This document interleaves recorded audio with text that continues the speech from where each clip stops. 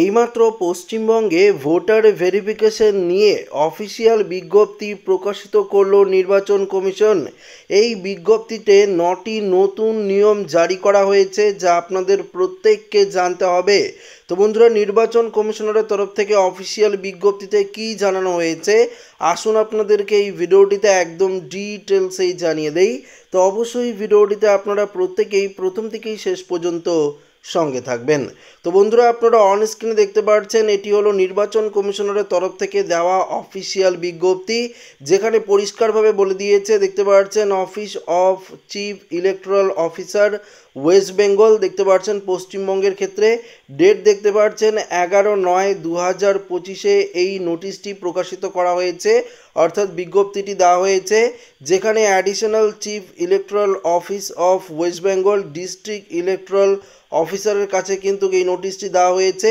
পরিষ্কারভাবে দেখতে পাচ্ছেন সাবজেক্টে কি বলেছে, অর্থাৎ mapping of the electoral in the final electoral role, দেখতে পাচ্ছেন 1/1/2002 অ্যাজ কোয়ালিফাইং ডেট, দেখতে পাচ্ছেন লাস্ট SIR, অর্থাৎ এইখানে মেন সাবজেক্ট বলেছে যে ম্যাপিং করতে হবে, অর্থাৎ সমস্ত কিছু ভোটার লিস্ট মিলিয়ে দেখতে হবে। 2002 সালের যে ভোটার লিস্ট রয়েছে সেই ভোটার লিস্টের সঙ্গে 1/1/2025 দেখতে পাচ্ছেন পরিষ্কারভাবে এই 1/1/2025 অর্থাৎ সর্বশেষ যে ভোটার লিস্টটি রয়েছে সেই ভোটার লিস্টের সঙ্গে নাম কিন্তু মিলিয়ে দেখতে বলা হয়েছে। তো এটা হলো মিনি SIR। এই মিনি SIR কিন্তু ইতিমধ্যেই গোটা পশ্চিমবঙ্গ জুড়ে শুরু হয়েছে।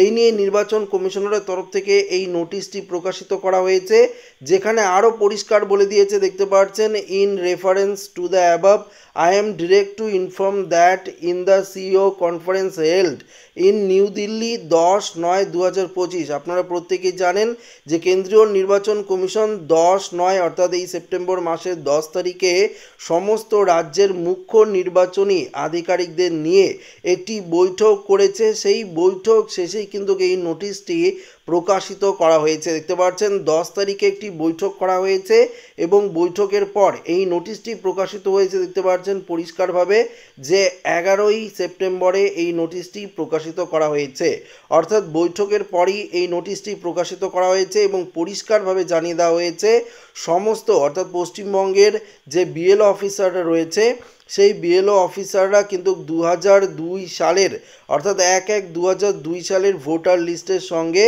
2025 সালের যে ভোটার লিস্ট রয়েছে সেখানে কিন্তু নাম মিলিয়ে দেখতে বলা হয়েছে এবং কি কি জিনিস মিলিয়ে দেখতে বলা হয়েছে সেই প্রসঙ্গে আপনাদেরকে জানাবো।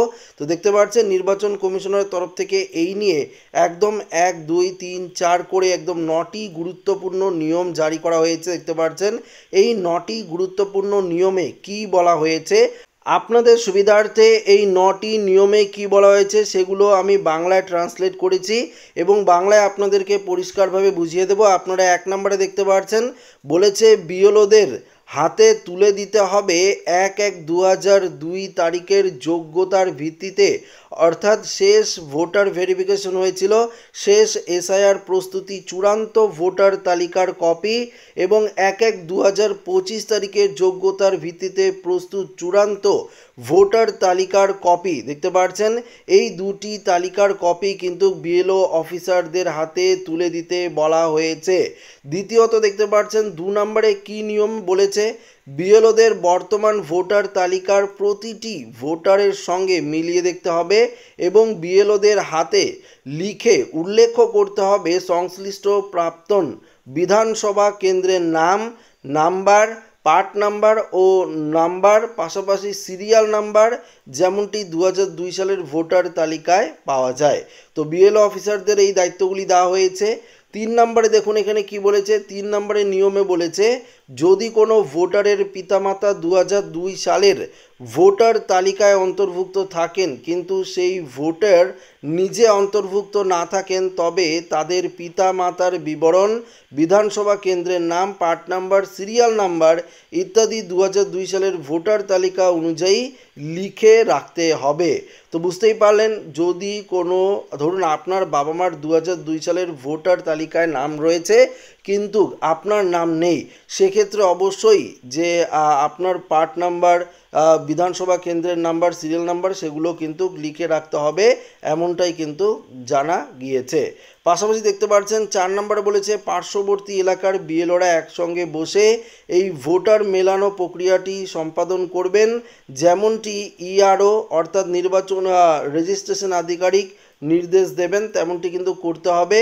5 নম্বরে দেখুন এখানে কি বলেছে, 5 নম্বর বলেছে বিএলও সুপারভাইজার, পরিষ্কার দেখতে পাচ্ছেন 5 নম্বর বলেছে বিএলও সুপারভাইজার এআরও অর্থাৎ এআরও এইআরওদের বিএলওদের কাছে নিবিড়ভাবে পর্যবেক্ষণ করতে হবে।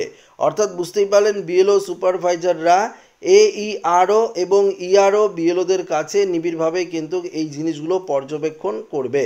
6 নম্বরে দেখুন কি বলেছে, 6 নম্বরে বলেছে যে বিএলওদের ইআরওকে রিপোর্ট জমা দিতে হবে। দেখতে পাচ্ছেন বিএলওর যারা এই সমস্ত কাজ করবে, অর্থাৎ সমস্ত কিছু 2002 সালের লিস্ট এবং 2025 সালের লিস্ট দুটি যে মিলিয়ে দেখা হবে, সেখানে দেখা হবে আপনার নাম রয়েছে কিনা, আপনার বাবার নাম রয়েছে কিনা, বা একই ব্যক্তির নাম দুটি লিস্টে রয়েছে কিনা, সেগুলো যে মিলিয়ে দেখা হবে সেগুলো কিন্তু ইআরওকে রিপোর্টে জমা দিতে হবে ফরম্যাট অনুযায়ী, অর্থাৎ অ্যানেক্সিয়ার 1 যে ফরম্যাটটি রয়েছে সেই ফরম্যাট অনুযায়ী জমা দিতে হবে।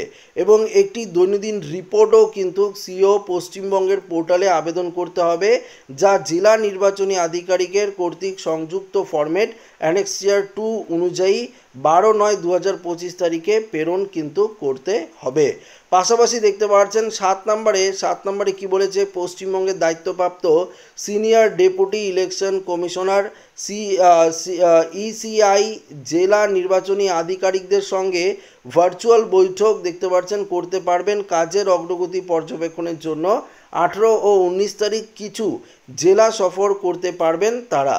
অন্যদিকে 8 নম্বর এবং 9 নম্বরে কি বলেছে সে বিষয়ে আপনাদেরকে জানিয়ে দিই। 8 নম্বরে ইসিআই পুরো কাজের অগ্রগতি পর্যালোচনা করবে সম্ভাব্য 20/9/2025 তারিখে, এটাই কিন্তু লাস্ট ডেট দেওয়া হয়েছে।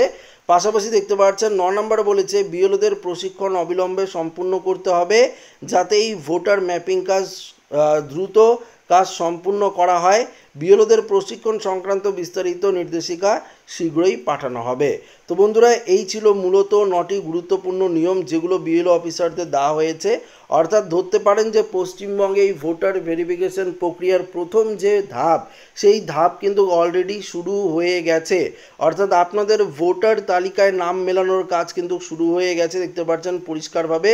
অফিসিয়াল নোটিশটি আপনাদেরকে দেখাচ্ছি, এই অফিসিয়াল নোটিশে কিন্তু সেটাই বলেছে। এবং পুজোর পর অর্থাৎ দুর্গাপূজা, লক্ষ্মী পুজোর পরই কিন্তু পরপরই এই ভোটার ভেরিফিকেশন আমাদের পশ্চিমবঙ্গ জুড়ে কিন্তু শুরু হবে। এবং এই সমস্ত ডকুমেন্টসগুলো কিন্তু আপনাদেরকে দিতে হবে, অর্থাৎ নির্বাচন কমিশনারের তরফ থেকে যে ডকুমেন্টসগুলোর কথা বলা হয়েছে সেই ডকুমেন্টসগুলো দিতে হবে। পাশাপাশি আধার কার্ডকেও গুরুত্ব দেওয়া হয়েছে এই ভোটার ভেরিফিকেশনের ক্ষেত্রে, তবে বিহারের ক্ষেত্রে দিয়েছে। আমাদের পশ্চিমবঙ্গে কোন কোন ডকুমেন্টস গুরুত্ব দেওয়া হবে সেগুলো কিন্তু একটি লিস্ট প্রকাশিত করবে নির্বাচন কমিশন খুব দ্রুত, সেই অনুযায়ী পরবর্তী ভিডিওটিতে জানাবো। তো এই আপডেট এখানে শেষ করছি, ভালো লাগলে লাইক করবেন, বন্ধুদের সাথে শেয়ার করবেন, নতুন হয়ে থাকলে চ্যানেলটিকে সাবস্ক্রাইব করে নেবেন। ধন্যবাদ।